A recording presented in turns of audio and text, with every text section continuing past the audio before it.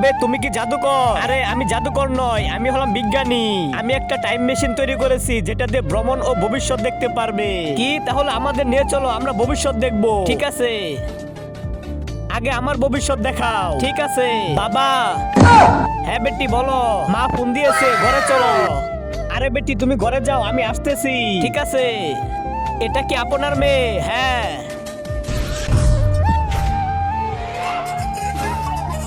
আব্বে ভাই, তুই তো ভবিষ্যতে পড়বি, গাড়ির মালিক হবি। আরে বন্ধু, তোর তো ভবিষ্যৎ অনেক সুন্দর। এই তো গাড়ি পরিষ্কার করে ফেলেছি।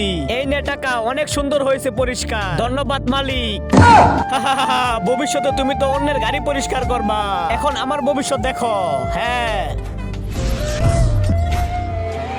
1000, 2000। দেখো দেখো, আমি একদিন অনেক টাকার মালিক হয়ে যাব, আমার কাছে অনেক টাকা থাকবে। ওই দেখো অনেক টাকা। 8000, 9000, 10000। শালা চুরি করেছিস, চল থানায়। শালা চুর, ভবিষ্যতে চুর হবি।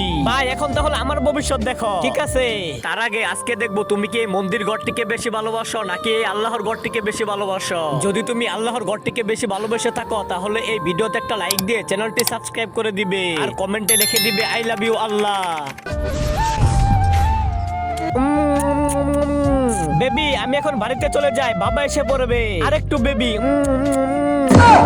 আব্বে শালা, তুই তো আমার বেটিকে ভবিষ্যতে খেয়ে ফেলবি। দূর শালা, দাঁড়া, দাঁড়া, দাঁড়া।